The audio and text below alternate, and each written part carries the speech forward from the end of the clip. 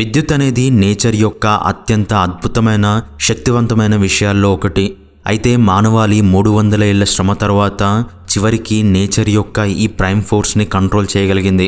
ఈ prime ఫోర్స్ని control చేయడానికి అలాగే క్రియేట్ చేయడానికి ఎంతోమంది సైంటిఫిక్ జీనియస్లు ఏళ్ల పాటు చేసిన అన్వేషణ ప్రయోగాల వల్లనే ఇవాళ దాదాపు ప్రతి ఇంట్లో లైట్స్ వెలుగుతున్నాయి. ప్రతి ఒక్కరూ తమ చేతిలో ప్రపంచ నలుమూలల్లోని సమాచారాన్ని పట్టుకొని తిరగలుగుతున్నారు. అలాగే మానవాళి ఒక సమర్థవంతమైన ఇంటెలిజెంట్ స్పీసీస్గా ఇవాల్వ్ అవ్వగలిగింది. అయితే విద్యుత్ అనేది మానవాళికి ఎలాంటి పరిస్థితుల్లో తనను తాను పరిచయం చేసుకుంది అనేది ఈ వీడియోలో మాట్లాడుకుందాం. ముందుగా 18th సెంచరీలో రాయల్ సొసైటీలో హెడ్ ఆఫ్ డిమాన్స్ట్రేషన్స్ అయిన 35 ఏళ్ల ఫ్రాన్సిస్ హాకిన్స్ అనే ఒక వ్యక్తి రొటేటింగ్ గ్లాస్ స్ఫియర్ అనే ఒక మిషన్ని తయారు చేయగలిగాడు. ఫ్రాన్సిస్ రాయల్ ఇన్స్టిట్యూట్లో ఆడియన్స్ ముందు తన మిషన్ గురించి లెక్చర్ ఇచ్చాడు. లెక్చర్లో భాగంగా ఫ్రాన్సిస్ ఆ మిషన్లో ఉన్న గ్లాస్ బాల్లోని గాలిని మొత్తాన్ని ఎయిర్ పంప్ని వాడి లాగేసిన తర్వాత ఆ గ్లాస్ స్ఫియర్లోకి అమర్చి ఉన్న హ్యాండిల్ని తిప్పడం స్టార్ట్ చేశాడు. ఆయన అలా తన మిషన్లోని స్ఫియర్ని హ్యాండిల్ని వాడి తిప్పేటప్పుడు ఆ రూమ్లో ఉన్న క్యాండిల్స్ అన్నిటినీ ఒకదాని తర్వాత ఒకటి ఆర్పుతూ వచ్చాడు. అలా అన్ని క్యాండిల్స్ని ఆర్పాక ఫ్రాన్సిస్ తన చేతిని ఆ గ్లాస్ బాల్ దగ్గర పెట్టాడు. అలా చేసినప్పుడు ఆ ఇన్స్టిట్యూషన్లోని ఆడియన్స్ ఒక అద్భుతాన్ని చూడడం మొదలుపెట్టారు. ఫ్రాన్సిస్ తన చేతిని ఆ తిరుగుతున్న గ్లాస్ బాల్ దగ్గర పెట్టినప్పుడు ఆ గ్లాస్ బాల్ లోపల ఒక వింత లైట్ తిరుగుతూ కనిపించింది. అలాంటి ఒక బ్లూ లైట్ అనేది ఆ ఆడియన్స్ కి అద్భుతం లాంటిదే. ఎందుకంటే అంతకు ముందు వరకు మనుషులు ప్రకృతిలో సహజంగా జరిగే విషయాలను అంటే వర్షం, మెరుపులు వంటి వాటిని దేవుడి యొక్క పనులుగా భావించేవారు. సో ఒక మానవుడు దేవుడిలాగా బ్లూ లైట్ ని క్రియేట్ చేయడం అనేది అప్పట్లో ఒక సంచలనమైన వార్త అనే మనం చెప్పుకోవచ్చు. అయితే ఫ్రాన్సిస్ మాత్రం తన రొటేటింగ్ గ్లాస్ స్ఫియర్ అనేది ఒక రివల్యూషన్ కి దారితీస్తుంది అని గ్రహించలేకపోయాడు. అయితే ఫ్రాన్సిస్ కన్నా ముందే గ్రీకులకు యాంబర్ అనే మెటీరియల్ని రబ్ చేసి టచ్ చేస్తే అది షాక్ కొడుతుంది అని తెలుసు. కానీ ఫ్రాన్సిస్ యొక్క ఎక్స్పెరిమెంట్ అనేది సైంటిస్టుల కన్నా ముందు మెజిషియన్లను ఎక్కువగా ఇంప్రెస్ చేయగలిగింది. అప్పట్లో మెజిషియన్లు ఇలాంటి ఎలక్ట్రిసిటీకి సంబంధించిన విషయాలను వాడి వీధుల్లో మ్యాజిక్ చేసేవారు. అలాంటి మెజిషియన్స్ వారిని వారు ఎలక్ట్రీషియన్స్ అని పిలుచుకునేవారు.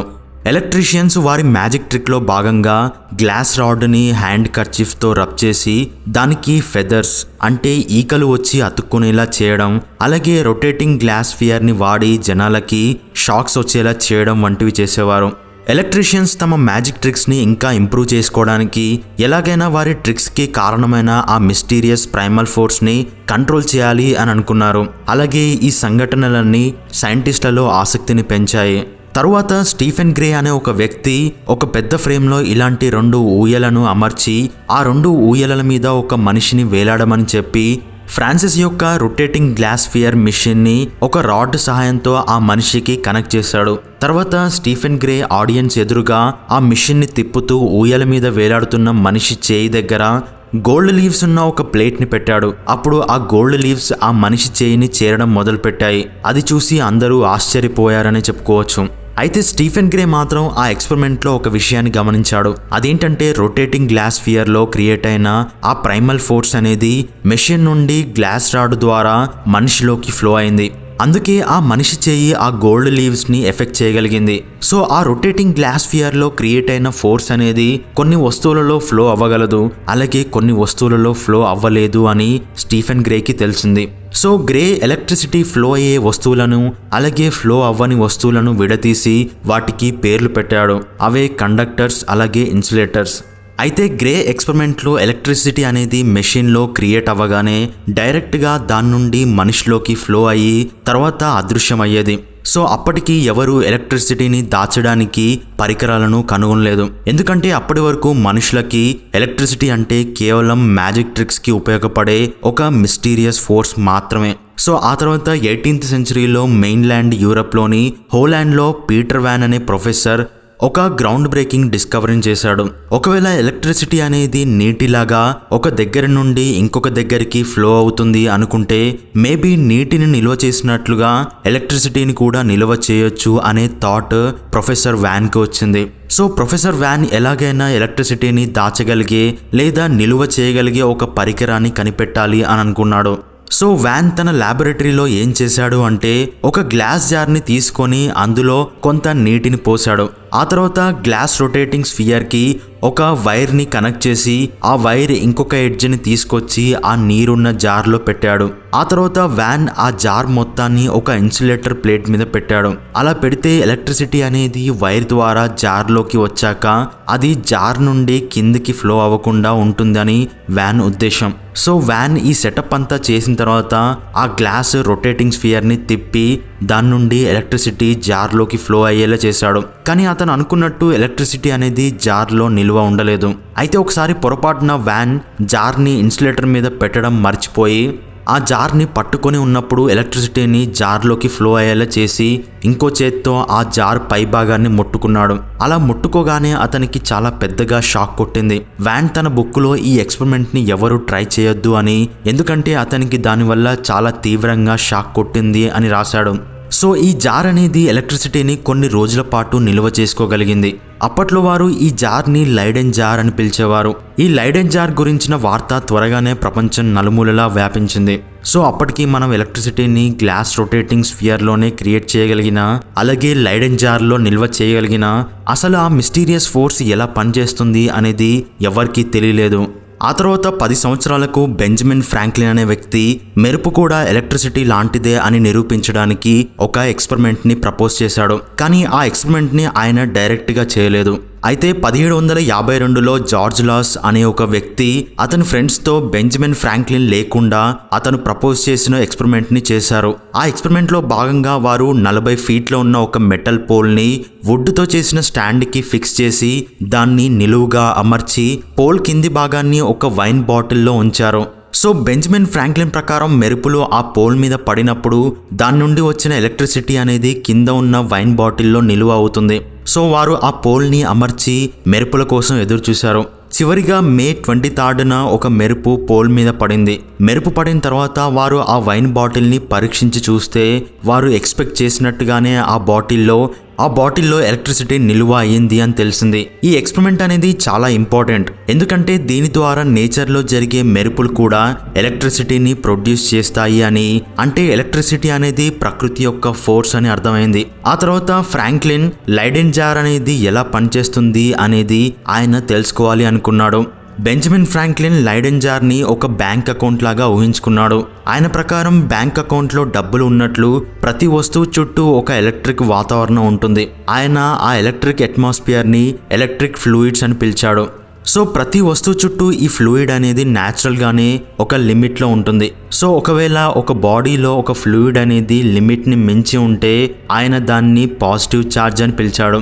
అలాగే ఫ్లూయిడ్ అనేది లిమిట్ కన్నా తక్కువ ఉంటే ఆయన దాన్ని నెగిటివ్ ఛార్జ్ అని పిలిచాడు. సో నేచర్ అనేది ఎప్పుడూ బ్యాలెన్స్ని కోరుకుంటుంది. కాబట్టి ఒక బాడీ యొక్క ఎలక్ట్రిక్ ఫ్లూయిడ్ని బ్యాలెన్స్ చేయడానికి పాజిటివ్ అలాగే నెగిటివ్ ఛార్జెస్ అనేవి ఫ్లో అవుతాయి. సో ఫ్రాంక్లిన్ ఈ ఐడియాతో లైడెన్ జార్ యొక్క మిస్టరీని సాల్వ్ చేయడానికి ఒక ఎక్స్ప్లెనేషన్ ఇచ్చాడు. ఆయన ప్రకారం లైడెన్ జార్ని ఇన్సులేటర్ మీద ఉంచినప్పుడు అందులోకి ఎలక్ట్రిసిటీని ఫ్లో అయ్యేలా చేస్తే అప్పుడు వైర్ ద్వారా అందులోకి కొన్ని నెగిటివ్ ఛార్జెస్ ఫ్లో అయ్యాయి.